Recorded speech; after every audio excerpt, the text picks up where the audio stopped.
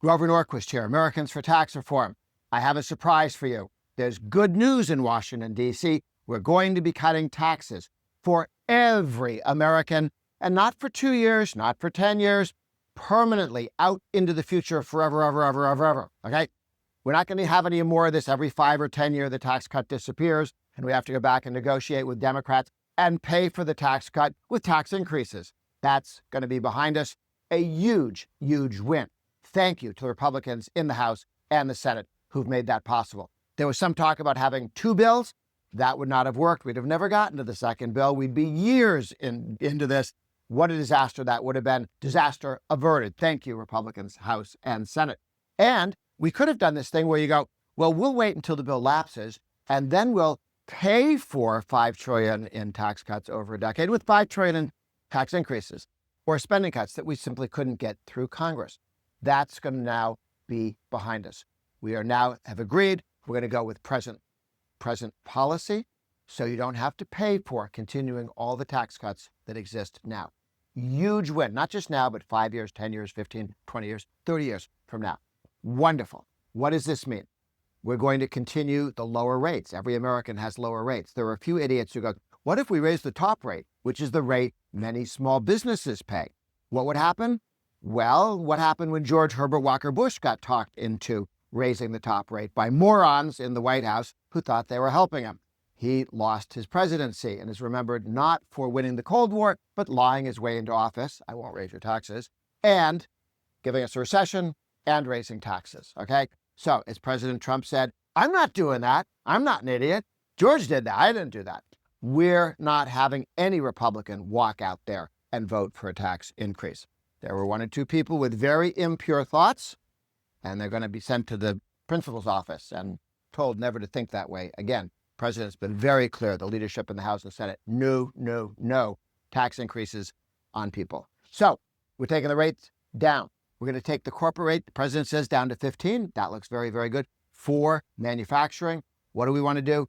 Next year, there's going to be 2 more of these bills, 2 more of these reconciliation packages, where you need a simple majority in the House and a simple majority in the Senate, meaning you don't need 60 votes to pass a filibuster, no filibustering on one of the reconciliation packages. So we're going to, this year, 15% for manufacturing. Next year, 15% for everybody, because it's going to be very, very helpful for the economy, as was taking it from 35 down to 21, the corporate rate. We're going to have full expensing for all new business investment. Talk to a small business man or woman that you know. That made it a lot easier to upgrade computers and cars and equipment so that people could be more productive and you could give them more pay raises. It was very, very positive, and we want to continue that and make that permanent. So we're going to have the tax cut by July 4th. Why is that important? People need to know, businessmen and women who make investments, who hire people or wait, say, I'm not going to hire because I don't know. You have to know what the future is. We are going to give them permanency, not just for 10 years, permanent, it's not permanent, but out into the future. Huge advantage. And when the tariff war comes down and we've settled things out and we get some good trade deals, as the president says, that'll give us more certainty and more economic growth. So, good news. Before July 4th, the House and the Senate will pass their bills. They're going to sit and talk for a bunch of times. There'll be a dozen moments where we all panic and think the world's going to end. It won't. The House leadership, the Senate leadership, and down to the rank and file, they know we have to pass this bill, or the Republicans will lose control of the House, the Democrats will impeach the president, and no serious legislation will pass, no more tax cuts, no more spending restraint, and we'll be back to like the last 2 years of the first Trump administration, where the Democrats could stymie everything that the president wanted to do and sit and investigate him and anything forever and ever and ever.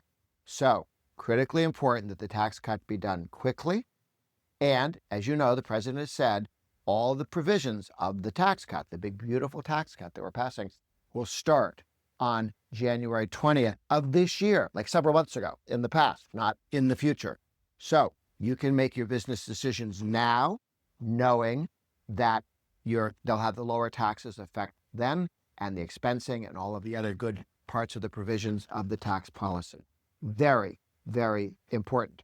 So everyone will get a tax cut, their individual rate continued. As even the Washington Post and the New York Times had to admit, everybody in America got a rate cut. If you paid taxes, you saw your rates go down. The per-child tax credit was doubled. That will continue. The standard deduction was doubled. That will be continued and made permanent. The expensing, the R&D tax credit, all of these things will become made permanent, not out 10 years or 5 years, but forever. What does that mean? More tax cuts next year. 2 new bills to reduce taxes and spend. Will be a temptation for some congressmen and senators and some people watching going, hey, wait, the bill's about to pass this year and my favorite tax cut isn't in there, or my favorite spending cut isn't in there. Everybody should hold their horse. No. Pass the bill with as much spending reduction and as much tax cuts as we can pass. Pass it soon, now. Then next year, we have 2 bites at the apple, 2 different reconciliation packages, 3 total, okay, between now and the 2026 election. We can come back and say, can we take that 15% rate on businesses that do manufacturing? How about to everybody? That's a great idea. Let's look at that. What about not double taxing people who work overseas? That's a great idea. There are lots of very good, important tax reductions. The Growth Act, so they don't tax money in your few mutual fund as you try and save for retirement. That's a great tax cut idea. Lots of them. Let's see how many we get in this bill. Then let's get how many get in bill number 2 and how many we get in bill number 3. And every time we can stuff in more spending reduction, let's do that. Look forward